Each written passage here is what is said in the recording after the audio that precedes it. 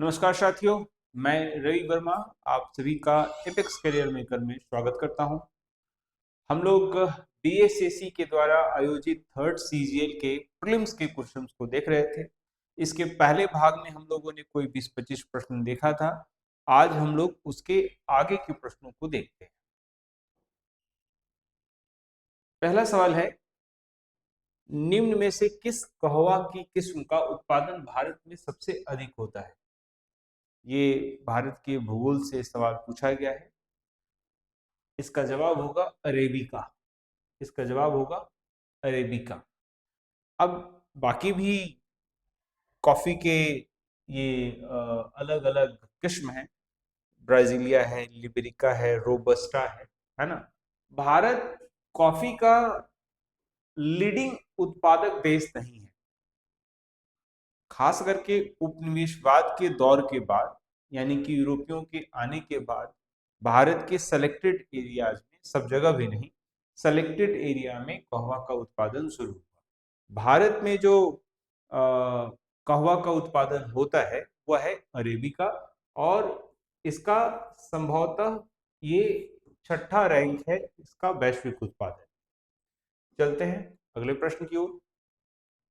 भारत में स्थापित पहला राष्ट्रीय उद्यान, तो प्रोजेक्ट टाइगर शुरू किया गया 1973 में, और उसके साथ साथ अलग अलग जगहों पे राष्ट्रीय उद्यान बनाए जाने शुरू किए गए थे। ऐसा पहला स्थापित राष्ट्रीय उद्यान जो था वो जिम कॉर्बेट राष्ट्रीय उद्यान, जो कि उत्तराखंड में, यानी कि इस प्रश्न का बी नंबर आंसर। अगला है, पद्म विभूषण विजेता प्रभा अत्रे, करंट अफेयर्स से जुड़ा हुआ सवाल है। 2022 में प्रभा अत्रे को पद्म विभूषण दिया गया था। आपको पता ही होगा, जो नागरिक पुरस्कार होते हैं उसमें सबसे पहला होता है भारत रत्न, उसके बाद होता है पद्म विभूषण,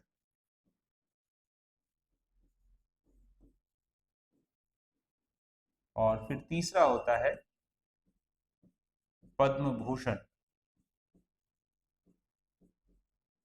फिर चौथा नागरिक पुरस्कार होता है पद्मश्री। ठीक है, ये 4 अवार्ड होते हैं, सम्मान होते हैं। तो विजेता प्रभा अत्रे जो थे, उन्हें स्वर संगीत के लिए दिया गया था। यहाँ से हम लोग एक हिंट्स लेकर जाएंगे कि 2026 की जो परीक्षा होगी उसमें हमें पद्म पुरस्कारों को देखकर जाना है। पद्म पुरस्कारों को देखकर जाना है। ठीक है, चलते हैं आगे बढ़ते हैं। अगला अगला प्रश्न है, दिल्ली के लाल किले में मोती मस्जिद का निर्माण किसने किया था? तो मुगल एम्पायर्स में आर्किटेक्चर, वास्तु, मुगल काल में मुगल काल में वास्तु के क्षेत्र में, वास्तु में सर्वश्रेष्ठ जो दौर है, या गोल्डन पीरियड जिसे कह सकते हैं, सर्वश्रेष्ठ काल जो है वो माना जाता है शाहजहां के समय। ठीक है, इनके समय में क्या बना? लाल किला, ताजमहल, जामा मस्जिद। ठीक है, ये सभी बना था। लाल किले के अंतर्गत मोती मस्जिद 2 बार बना। एक तो इनके समय में भी बना, यानी शाहजहां के समय में, और एक औरंगजेब ने भी बनवाया था। औरंगजेब ने भी क्या बनाया था? मोती मस्जिद। मोती मस्जिद इनके समय में भी बना था। और साथ ही साथ आपको मैं बताऊं कि औरंगजेब ने अपनी पत्नी के याद में बीबी का मकबरा औरंगाबाद में बनवाया था। औरंगाबाद में औरंगाबाद में बीबी का मकबरा बनाया था। बीबी का मकबरा। ठीक है,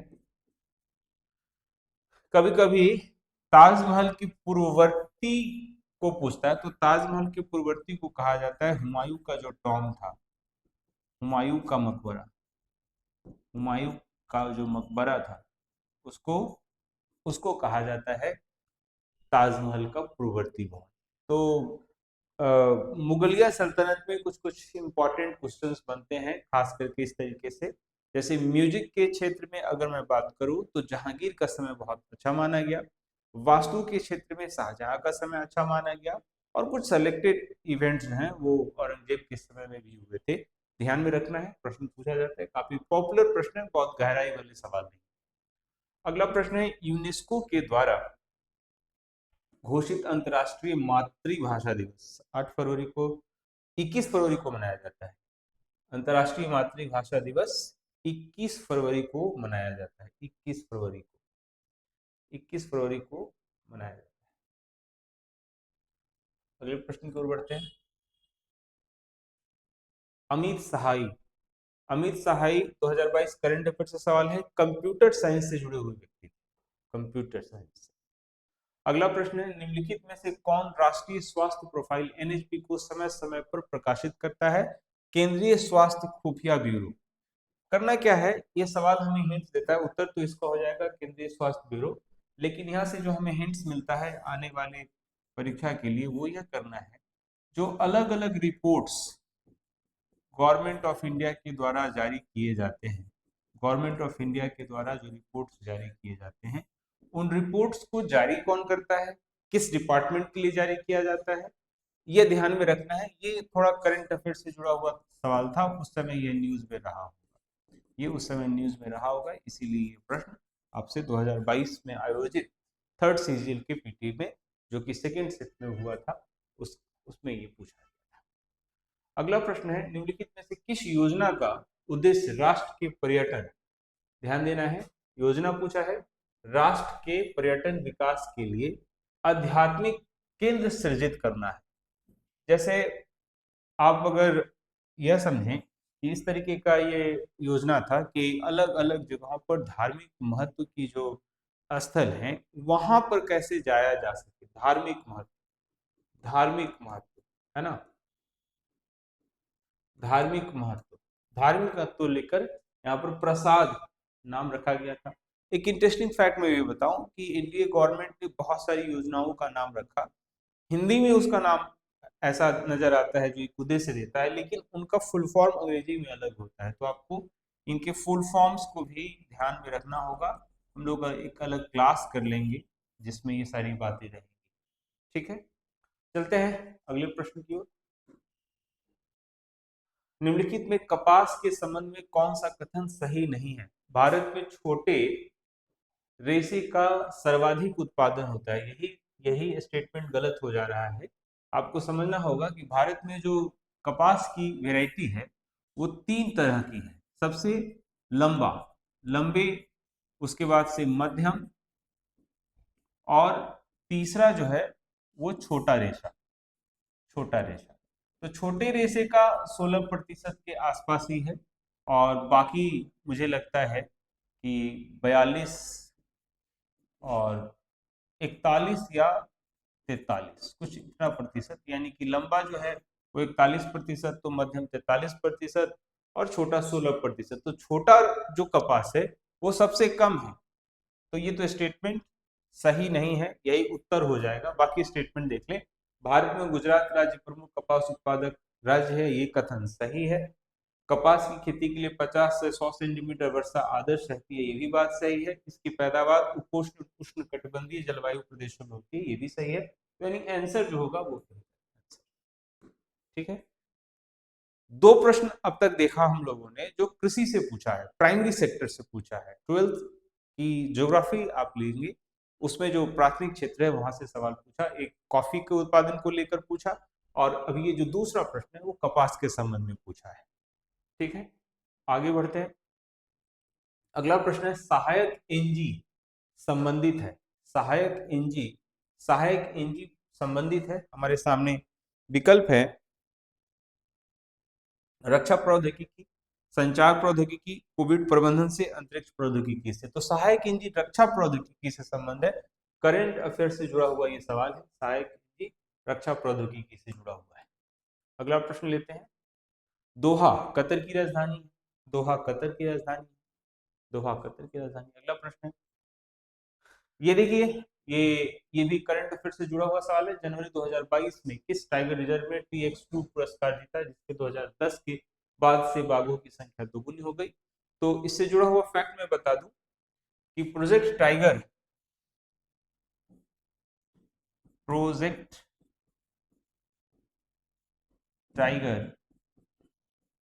2000 प्रोजेक्ट टाइगर 1973 में शुरू किया गया और अलग अलग जगहों पर टाइगर रिजर्व जैसी बातें बताई, शुरुआत की गई और जो टाइगर रिजर्व बेहतर कार्य करता है उसे सम्मानित जैसा करना, प्रोत्साहन देने को लेकर। तो ऐसा ही सत्यमंगलम टाइगर रिजर्व जो तमिलनाडु में है, वहां पर ये बात हुई। बिहार में एकमात्र टाइगर रिजर्व जो है वो वाल्मीकि नगर टाइगर रिजर्व है, बीटीआर। ठीक है, आगे जाकर कैमूर और राजगीर को भी शुरुआत लिया जा रहा है। बहरहाल जो यहाँ प्रश्न पूछा गया था उसका उत्तर ही। अगला प्रश्न, निम्न में से कौन सा देश बिम्स्टेक का सदस्य नहीं है? तो जो प्रीवियस पेपर हम लोग देख पा रहे हैं उसमें अब तक दो ऑर्गेनाइजेशन का नाम पूछा जा चुका था। एक था आसियान आसियान और दूसरा था शार्क। और तीसरा जो देश है वह है बिम्स्टेक। और इस तीनों में समानता ये है कि ये भारत के पड़ोसी देशों से संबंधित है। भारत के पड़ोसी देशों से ये संबंधित है। ठीक है, तो देखिए इसमें मालदीव जो है बिम्स्टेक का सदस्य नहीं है, लेकिन मैं सिर्फ आंसर नहीं बताऊंगा, आने वाले समय में जो क्वेश्चन इस संस्था से पूछा जा सकता है उसके बारे में जानकारी लेते हैं। बिम्स्टेक में हमारे पड़ोसी देशों में चाइना, पाकिस्तान और मालदीव को छोड़ दीजिए तो सभी देश शामिल हैं और एक अलग देश है थाईलैंड, ये शामिल। कुल मिलाकर 7 इसके मेंबर कंट्रीज हैं और ये 1997 में इसे स्थापित किया गया था। इसके सदस्य देश जो है जो लाल रंग से यहाँ दिखाए गए हैं, भारत है, श्रीलंका है, नेपाल है, भूटान है, बांग्लादेश है, म्यांमार है और थाईलैंड है। इसका full form the bay of Bengal initiative for multi sectoral technical and economic corporation है। ऑब्जेक्टिव क्या है? Multi sectoral technique and economic corporation. तो इसमें इन्वायरमेंट भी आ जाएगा, इसमें एक दूसरे की सहायता करना आएगा, क्लोज फ्रेंडशिप आएगा। ये बे ऑफ बंगाल के एरिया यानी बे ऑफ बंगाल के आसपास का जितना देश है सबको शामिल किया है। तो कुल मिलाकर बिम्स्टेक भी हमारे लिए महत्वपूर्ण है, इसे ध्यान में रखना है। अगला प्रश्न, 1932 ईस्वी में 1932 ईस्वी में अखिल भारतीय हरिजन संघ की स्थापना किसने की थी? तो 1932 किस किस चीजों के लिए है तो आपको पता होगा। 1932 में एक घटनाक्रम घटा था, इसका उत्तर महात्मा गांधी। इसका घटनाक्रम घटा था, वो था गांधी और अंबेडकर अंबेडकर के बीच पूना समझौता के बीच पूना समझौता पूना समझौता हुआ था। इस पे प्रश्न दोबारा मैं करवा रहा हूँ, इसके पहले भी प्रश्न पूछा जा चुका था जिसमें हिंदू महासभा के जो सदस्य हैं वो गांधी जी की तरफ से समझौता किए थे और अंबेडकर किए थे, है ना। तो इसी के बाद हरिजन शब्द जो है वो शुरुआत लिया था, जो महात्मा गांधी ने कॉइन किया था। पूना समझौता थर्ड राउंड टेबल कॉन्फ्रेंस के परिणाम के बाद, जो कि 1931 में हुआ था, उसके बाद हुआ था। अगला प्रश्न, भारत सरकार के किस कार्यक्रम का उद्देश्य चिन्हित क्षेत्रों में समग्र दृष्टिकोण को अपनाते हुए प्रौद्योगिकी को विकसित करना और एकीकृत करना है? तो देखिए इस तरीके का सवाल जो है वो करंट अफेयर से जुड़ा हुआ है, जो उस समय न्यूज में संभवतः रहा होगा, है ना। इस प्रश्न का उत्तर जो है वो प्रौद्योगिकी विकास कार्यक्रम है, जो ये करंट अफेयर से जुड़ा हुआ योजना है। यानी कि हमें यह जानना है कि जो वर्तमान में सरकार की अलग अलग योजनाएं चल रही हैं वो हमारे लिए महत्वपूर्ण है। जैसे उदाहरण के तौर पर अभी वर्तमान में जो Mahatma Gandhi national rural employment act था, जिसे नरेगा कहते थे, बाद में महात्मा गांधी नरेगा जिसे कहा जाता था, है ना। इसका इसका अब इसे हटाकर एक राम जी ऐसे करके एक एम्प्लॉयमेंट स्कीम लाया गया है, जी राम जी ऐसे करके। तो यह जो नया एक्ट आएगा वो हमारे लिए इंपॉर्टेंट हो जाएगा, राइट। चलते हैं अगले अगले सवाल की ओर। अगला सवाल है गुलदुम मुद्रा है म्यांमार की या बर्मा की, है ना। बी नंबर ऑप्शन इसका उत्तर हो जाएगा। भारत के अंतर्राष्ट्रीय व्यापार की मात्रा का कितना प्रतिशत नौ परिवहन के द्वारा होता है? 90%। डी नंबर इसका आंसर हो जाएगा। अगला सवाल है भारत का सबसे ऊंचा रेलवे पुल, भारत का सबसे ऊंचा रेलवे पुल, सबसे ऊंचा रेलवे पुल चिनाब नदी पर है। सबसे ऊंचा रेलवे पुल चिनाब नदी पर है। ए नंबर इसका उत्तर हो जाएगा। अगला प्रश्न है भारत का सबसे बड़ा रबर बांध, ये एकदम करंट अफेयर से जुड़ा हुआ है, ये एकदम से करंट अफेयर से जुड़ा हुआ है और इसका संबंध बिहार से। आपको पता होना चाहिए कि एक नदी है फल्गु नदी, जो पितृपक्ष मेला यहाँ लगता है, पितृपक्ष मेला, और ये गया जी में लगता है। तो इस नदी में क्या था कि नदी जो है वो लगभग सूखा रहता है ना, जल स्तर निम्न रहता है। तो पानी सूखा ना रहे, जल स्तर निम्न रहता है, जल स्तर निम्न रहता है, पानी सूखा न रहे, इसको लेकर रबर डैम बनाया गया। और ऐसा प्रयास करने वाला बिहार की तरफ से ये पहला प्रयास था, है ना। फल्गु नदी, है ना, ये पहला प्रयास था, विश्व में पहला प्रयास था, विश्व में पहला प्रयास। और इससे क्या हुआ, इससे ये हुआ कि कोई 2 से 3 किलोमीटर, 2 से 3 किलोमीटर की दूरी में फल्गु नदी में पानी हमेशा बरकरार रहे। ठीक है, चलते हैं अगले प्रश्न की ओर। महारानी एलिजाबेथ, जिनका ये प्रश्न करंट अफेयर से जुड़ा हुआ है, महारानी एलिजाबेथ द्वितीय, जिनका हाल ही में यानी कि उस दौरान 2022 में देहांत हुआ था, कितने वर्षों तक शासन में थी? तो लगभग 70 वर्ष तक, 2022 से 70 साल घटा लें, उस समय ये महारानी बनी थी। और इनके 73 वर्षीय पुत्र, इनके 73 वर्षीय पुत्र, 73 वर्षीय पुत्र को राजा बनाया गया था, किंग बनाया गया, है ना। और ये किंग चार्ल्स द्वितीय के नाम से, किंग चार्ल्स सेकंड के नाम से ये शासन में बैठे 2022। ठीक है, चलते हैं अगले प्रश्न की ओर। अगला प्रश्न है पेटुआ घाट मत्स्य गोदीवाड़ा। मत्स्य गोदीवाड़ा का मतलब एक ऐसा बंदरगाह जहां पे सिर्फ मछली पकड़ा जाता, सिर्फ मछली, समुद्री मछली पकड़ना, मछली पकड़ने का काम होता हो, है ना। तो ये है पश्चिम बंगाल, पश्चिम बंगाल पेटुआ घाट। ठीक है, चलते हैं अगला प्रश्न। निम्नलिखित कथनों पर विचार करें। भारतीय राष्ट्रीय कांग्रेस की प्रथम महिला अध्यक्ष एनी बेसेंट थी, 1917 में बनी थी, 1917 में बनी थी। ठीक है, और भारतीय राष्ट्रीय कांग्रेस के प्रथम मुस्लिम अध्यक्ष 1887 में बने थे, बदरुद्दीन तैयब। ये दोनों ही कथन सही है, तो आंसर हो जाएगा बी। आईएनसी के अध्यक्ष से सवाल पूछा है, जैसे आपसे प्रथम पूछेगा तो प्रथम में महिला, सामान्य, सामान्य का मतलब पुरुष, यानी कि 1885 में कौन, है ना। ठीक है, फिर आपको भारतीय महिला, भारतीय महिला सरोजनी नायडू जो थे, सरोजनी नायडू प्रथम बनी थी। मुस्लिम, मुस्लिम अध्यक्ष पूछ ही लिया, ऊपर स्टेटमेंट है। अंग्रेज जॉर्ज उले, है ना। और एक बार गांधी भी क्या थे, आईएनसी के अध्यक्ष बने थे, तो वो प्रश्न पूछता है।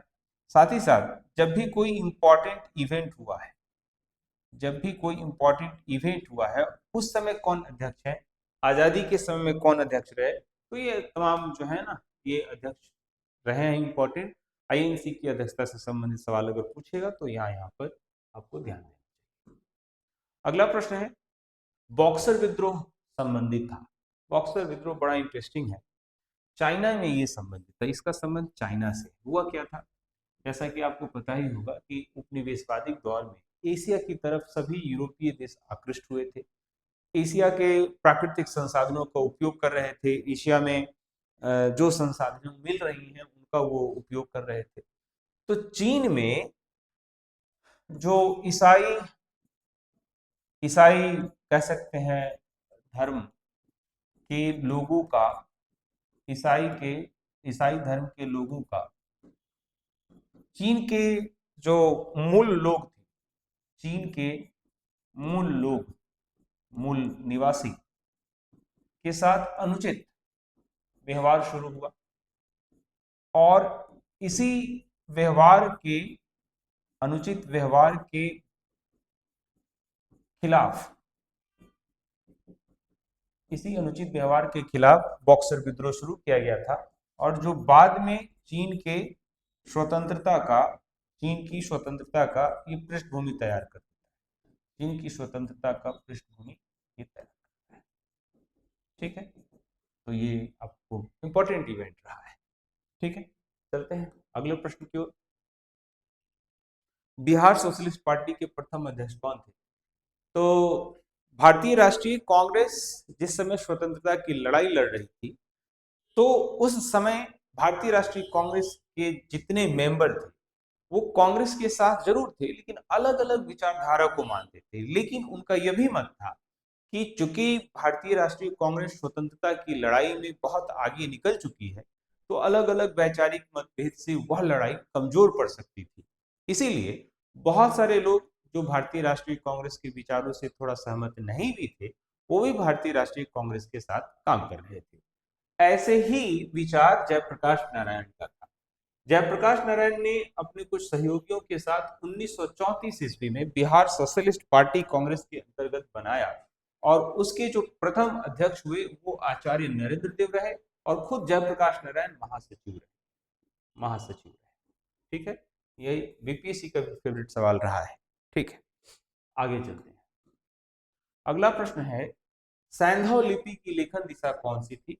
सैंधव लिपि का मतलब हुआ इंडस के समय में, इंडस वैली सिविलाइजेशन के समय में जो लिपि है, तो आपको मैं बताऊं कि ये अपठ्य रही है, इसे पढ़ा नहीं जा सका है ना। और ये दाएं से बाएं, यानी दाएं से बाएं, आज जो उर्दू जैसे लिखते हैं तो दाएं से बाएं ये लिखा जाता था।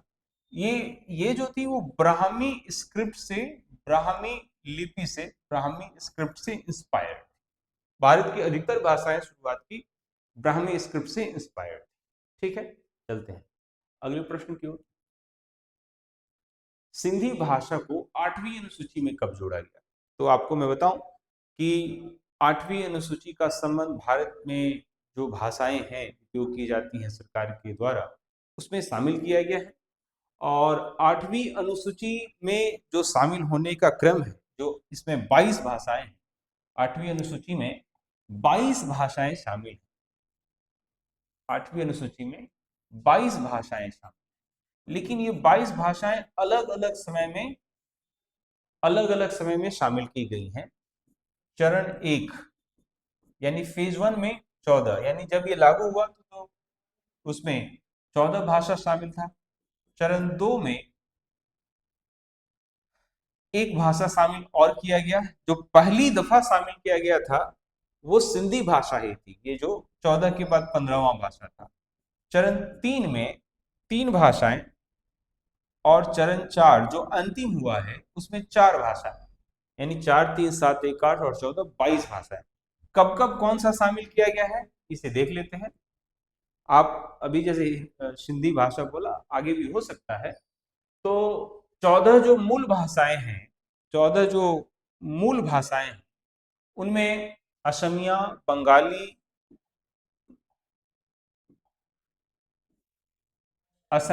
बंगाली, गुजराती, हिंदी, कन्नड़, काश्मीरी, मलयालम, मराठी, उड़िया, पंजाबी, संस्कृत, तमिल, तेलुगु और उर्दू था। ये 14 मूल भाषाएं। बाद में 21वां संविधान संशोधन 67 में हुआ, जो सिंधी यानी पहला, यानी 15वां भाषा यही बना था और पहली दफा कोई दूसरी भाषा 14 के बाद बनी तो वो सिंधी भाषा ही। उसके बाद 71वां संविधान संशोधन में कोंकणी, मणिपुरी और नेपाली। एक चीज मैं पहले भी बता चुका हूं, मैं ठीक ठाक रिकॉल कर पाता हूं, ये 22 भाषाएं किन किन राज्यों में बोली जाती है आपको जानना चाहिए। जैसे कोंकणी गोवा में बोली जाती है, मणिपुरी मणिपुर में बोला जाता है, उत्तराखंड के कुछ हिस्सों में नेपाली भाषा बोली जाती है। 92वां संविधान संशोधन 2003 में हुआ था, जो सबसे अंतिम है, उसमें बोडो और डोगरी, मैथिली और संथाली। बोडो असम में ही बोली जाती है, डोगरी भाषा जम्मू कश्मीर, मैथिली बिहार के कुछ हिस्से में, और संथाली झारखंड के कुछ हिस्से में बोली जाती है। ठीक है, तो ये सभी भाषाएं हैं, इन्हें हमें जानना है। चलते हैं अगले प्रश्न की ओर। अगला प्रश्न है, संगम साहित्य में व्यापारी वर्ग जाना जाता है, संगम साहित्य में व्यापारी वर्ग जाना जाता है। तो देखिए, भारत के बारे में हम बहुत सारे सोर्सेस से जानते हैं, और उसमें से दक्षिण भारत, संगम साहित्य यानी कि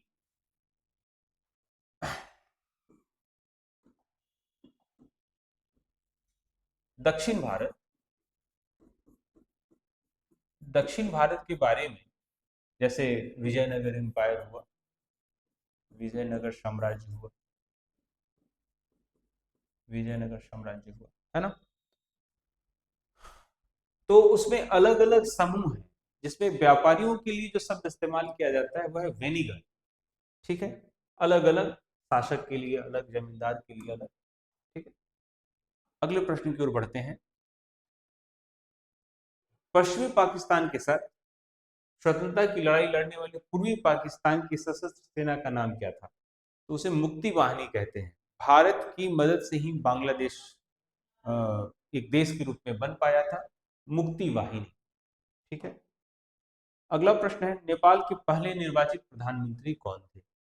तो जीपी कोइराला है, गिरजा प्रसाद कोइराला। नेपाल में जो अब तक पॉलिटिकल डिस्टरबेंस हुआ है, उसको समझने का प्रयास करें, और मेरा खास करके गेस है कि आने वाले समय में 2026 में जो सीजीएल की परीक्षा होगी, तो बहुत संभावना है कि नेपाल से प्रश्न पूछ लिया जाए। नेपाल की जो वर्तमान स्थिति यही है, जो अभी हाल फिलहाल न्यूज में था, इसी वर्ष सितंबर 2025 में जनरेशन जेड, यानी जो अभी नौजवान हैं, उनके द्वारा एक विद्रोह हुआ था, और जो चुनी हुई सरकार थी उसे इस्तीफा देने पर मजबूर होना पड़ा था। कारण था, तत्कालिक कारण तो बहुत सारे सोशल मीडिया पर बैन लगाना था, लेकिन दीर्घकालीन कारण वहाँ पर कहा जा सकता है बेरोजगारी, हकमारी, या फिर कहा जा सकता है कि अ, जो एक भ्रष्टाचार का मुद्दा था। इन वजहों से, और उस परिवर्तन से क्या हुआ, वहाँ की जो मुख्य न्यायाधीश हैं, रही हैं सुशीला कार्की, उनको तत्काल वहाँ पर अंतरिम प्रधानमंत्री के रूप में शपथ दिलाया गया है। केपी शर्मा ओली को वहाँ पर विद्रोह की वजह से इस्तीफा देना पड़ा था। मार्च 2026 में वहाँ पे चुनाव होने हैं, रामचंद्र पौडेल वहाँ के राष्ट्रपति हैं। तो ये सब तमाम बातें आपको जो वर्तमान की स्थिति है ये जानना चाहिए।